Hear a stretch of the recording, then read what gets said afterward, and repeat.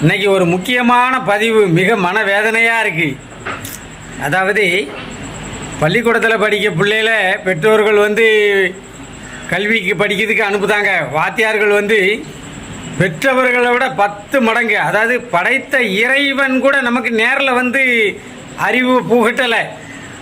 அவர் வர முடியாததுனால தான் வாத்தியார்களை வச்சு அறிவை புகட்டிக்கிட்டு இருக்கான் இறைவன். அந்த ஆசிரியர், புனிதமான அந்த ஆசிரியர் பணியில் இருக்கிறவங்க மாணவிகள் மனதை கலைத்து இப்படி தன்னுடைய தவறான ஒரு இச்சைக்கு பயன்படுத்துறது மிக கொடூரமான செயல்.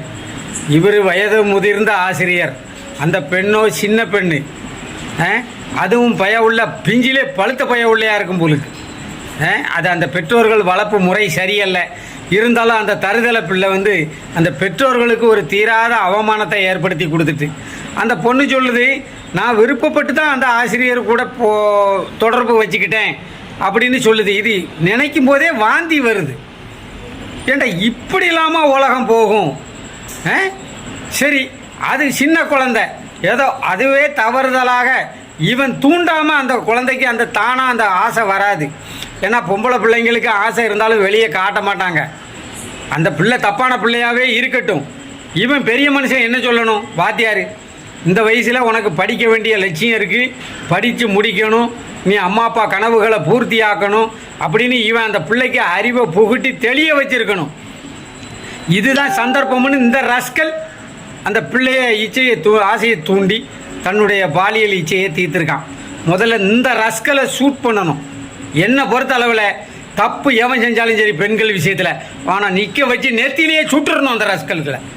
சமூகத்துக்கு மிகப்பெரிய கேடு இந்த நாய்கள்லாம். குழந்தைகள் அதை எதை பார்த்துட்டு செல்ஃபோனை, டிவி, இப்போ எல்லாமே பூரா அசிங்கமாக டிவி சேனல்லேருந்து செல்ஃபோன்லேருந்து எல்லாம் அசிங்கமாக வருது. அதனால் குழந்தைகள் கொஞ்சம் அதிகப்படியான அட்வான்டேஜில் தான் இருப்பாங்க. ஆனால் நாம் பெரியவர்கள் என்ன செய்யணும்? அவங்களுக்கு தகுந்த மாதிரி அவங்கள வழி நடத்தணும். அதை விட்டு போட்டு இந்த ரஸ்கல் அந்த குழந்தைக்கு அறிவை புகுட்டுறதுக்கு பதில் இந்த குழந்தை தன்னுடைய இச்சையை தீர்த்துக்கிட்டோம்னா இவனெல்லாம் என்ன செய்கிறது?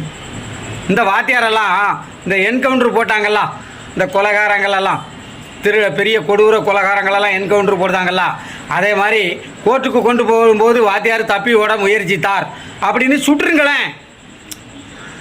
அப்படி சுட்டுட்டா ஒரு பிரச்சனை கிடையாது. இந்த மூதேவி, இப்படிப்பட்ட மூதேவி தான் பெத்த பிள்ளைய கூட தப்பாக தான் பார்ப்பான். இவனெல்லாம் நாட்டுக்குள்ளே வச்சிருக்கவே கூடாது. இந்த மாதிரி ஆசிரியர்களை அவன் பிள்ளையாக இருந்தால் செய்வானா? நமக்கு கேள்வி அப்படி தானே வருது. அப்போ ஊராம் பிள்ளைனா அது மிகப்பெரிய தவறு, வன்மையாக கண்டிக்கத்தக்கது. பெற்றோர்களும் குழந்தைகளை கொஞ்சம் கவனமாக வழங்க. அதைத்தான் நானும் சொல்லுவேன். ஏன்னா நம்மளும் பிள்ளையை பெற்றிருக்கோம். அந்த வேதனையில் தான் இந்த பதிவை போடுதேன். தயவு செய்து பெற்றோர்களை உங்கள் பிள்ளையை நீங்கள் நம்புங்கள், விழிப்போடு கவனமாக இருங்கள். ரொம்ப தலையில் தூக்கி வச்சுட்டு என் பிள்ளை ஒழுக்கம் முன்னிட்டு நம்பாதீங்க. தயவு செய்து ஒரு கண்ணோட்டத்தோடு, ஒரு கண்காணிப்பு உணர்வோடு அந்த குழந்தைகளை நீங்கள் வளர்க்க வேண்டும் என்பது என்னுடைய தாழ்மையான கருத்து. அரசாங்கத்தையோ சட்டத்திட்டத்தையோ நம்ம குறை கூறிக்கிட்டு இருக்கிறதுனால எந்த பயனும் நடக்க போகிறதில்லை. நம்ம குழந்தைய நம்ம தான் பெற்றோம், வளர்த்தோம், பாதுகாத்து பக்குவமாக நல்ல மனநிலையோடு வளர்க்க வேண்டியது நம்ம கடமை.